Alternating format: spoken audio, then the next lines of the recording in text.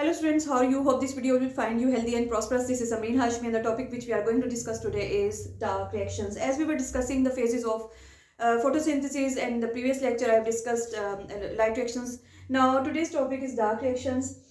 Dark reactions are called as dark reactions because they are light independent. They can take place in both absence or presence of sunlight.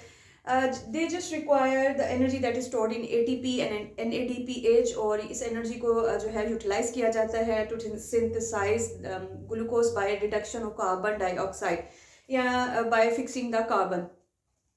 Dark reactions take place in the stroma of chloroplasts. Regarding the dark reactions was first discovered by Kelvin and his colleagues at the University of California. That Kelvin was also awarded Nobel Prize in 1961.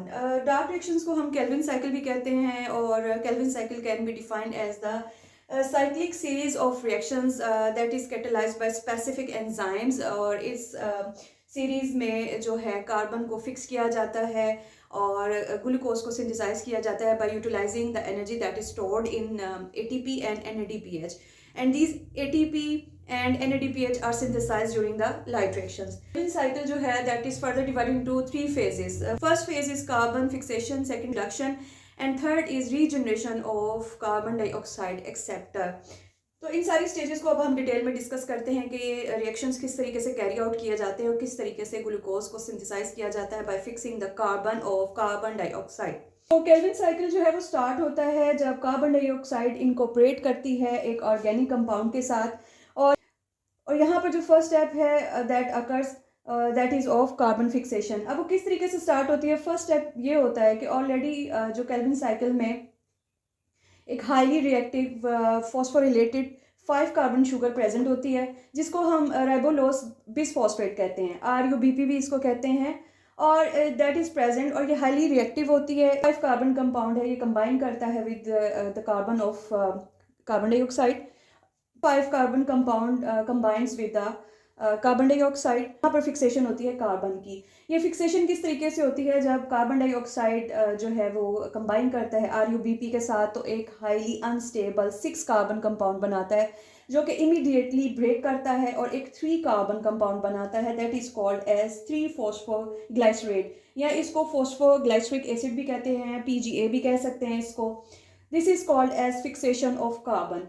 अब देखिए कि यहाँ हम 3 molecules consider करते हैं carbon dioxide के. Molecules carbon dioxide के हम इसलिए कंसीडर करते हैं because 3 molecules are required to synthesize a 3 carbon sugar या ट्राइओस शुगर. ठीक है, अब यहाँ तक फिक्सेशन कंप्लीट हो गई है. The next step is reduction. अब यहाँ पे क्या होता है 3-फॉस्फोग्लाइसरेट को एडिशनल फॉस्फेट ग्रुप दिया जाता है थ्रू ATPs.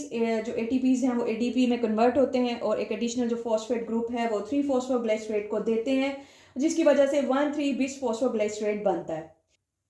1,3-बिस-फॉस्फोग्लाइसरेट को NADPH जो है वो इलेक्ट्रॉन्स देता है जिसकी वजह से इसकी रिडक्शन हो जाती है और 1,3-बिस-फॉस्फोग्लाइसरेट ग्लाइसर एल्डिहाइड 3-फॉस्फेट में कन्वर्ट हो जाता है जिसको हम G3P भी कहते हैं. द नेक्स्ट स्टेप ये है कि G3P जो है उसके 6 मॉलिक्यूल्स में से जस्ट एक मॉलिक्यूल जो है वो इस साइकिल से बाहर जो है वो निकलता है और वो कन्वर्ट होता है ग्लूकोज में.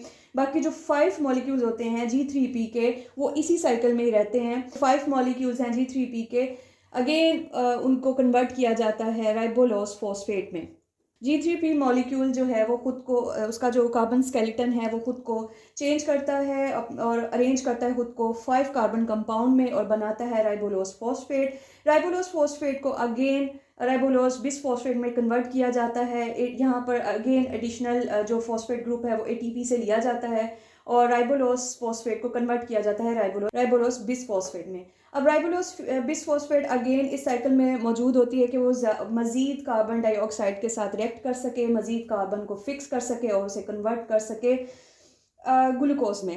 Calvin cycle is also called as C3 pathway क्योंकि जो फर्स्ट प्रोडक्ट है दैट इज फिक्सेशन की दैट इज ट्रायोस शुगर, तो इस वजह से भी हम इसको C3 पाथवे भी कहते हैं. सो इन दिस वे ये जो है साइकिल कंटिन्यू रहता है. In order to synthesize 1 glucose molecule 6 carbon dioxide molecules are required and 18 ATPs and 12 NADPH are required. This way the cycle is carried out, carbon is fixed, and glucose is synthesized at the cause of ATPs and NADPH. These were certain points regarding the Calvin cycle or dark reactions. Hope this video will be informative for you. If you have any question or ambiguity, then write in comments. Please like and subscribe the video. Thank you so much.